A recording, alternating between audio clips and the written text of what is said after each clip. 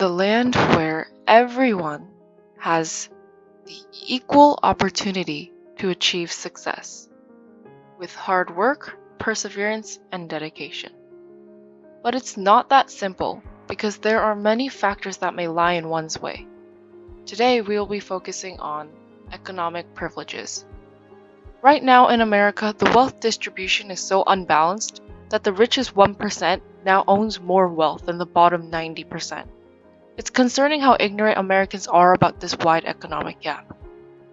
This economic gap is also a barrier for education, which is a problem because education is so important to building the foundation of America's success. Especially in Mill Creek, where most residents are middle to high class, we often don't realize that those who are born into a more economically challenged background sometimes need more hard work, perseverance, and dedication to achieve success compared to others. I was also able to widen my perspective by discussing my topic with many interviewees who all varied with experiences. So, do you believe that your financial situations for when you were growing up had left an impact on your childhood or education? Definitely in all of those areas. It impacted me, of course. I grew up poor, so I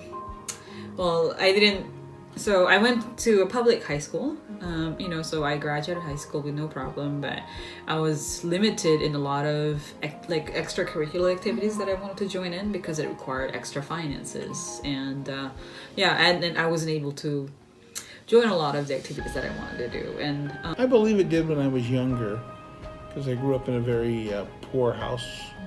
We had limited finances, and my mom and dad were operating businesses and just getting started, and things were pretty hard, and so I think it challenged us a little bit. 엄마 생각은 경제적으로 물론 여유가 있어서 또 다양한 것을 경험하고 배울 수 있다면 나에게 주어지는 기회는 그렇지 않은 사람들보다는 분명 더 많을 거라고 생각을 해. I think economically, I've had better opportunities because my school is able to give students things like laptops. We have resources not only in the classrooms, but also things we can take home. So those laptops we're able to keep with us all year. We can take them home. We have access to thousands of websites. We can use it for research for school projects, as well as research for things that we want to do on our own. And secondly, we also have resources that help us with clubs. So each club can request any amount of funds that they'd like, and we can use those funds towards our members, things like senior accords, certificates, as well as club trips, and other things that are sponsored by the club. I began to realize that I was economically privileged and that for most of my life I had been very blind to this fact. And my family is able to financially support me through most of the things that I enjoy, like tennis, DECA. In DECA, I'm able to go on national trips because my family is able to support me financially. I realize that a lot of the times many people might not have this luxury, so I'm very thankful for all of my opportunities. But my main point isn't that if you are born into a more academically challenged life, you are given less opportunities and thus have a less fruitful life. That's the opposite of my message.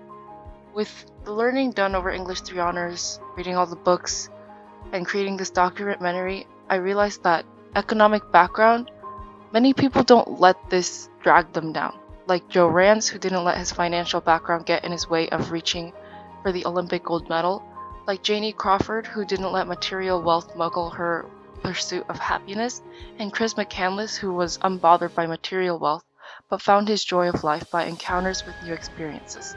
They put in more effort to achieve, and I think I see them much greater in that sense. But we certainly learned how to work, and I think that was one of the key concepts. Is we really were made to work pretty hard. All of my family I was the second oldest, and my 2 younger brothers, my older sister, we all worked pretty hard. I think in some cases that might be the case. I say case a lot, but No, I don't. I don't think that, because I feel like a lot of what I can achieve and what I want to do in life is based on how much effort I put into it, and you know, regardless of my economic standing, that's just how it is. I have to deal with it, and I have to work with it, and I have to go from there. In the beginning, I mentioned the unfavorable balance of wealth in America. There is a very wide variety of economic backgrounds in America, and it's definitely going to take time to slowly close this wide gap. But I think the biggest message of this documentary is that no matter the economic background, anyone can achieve the American dream, and one's monetary value shouldn't define anyone as a person.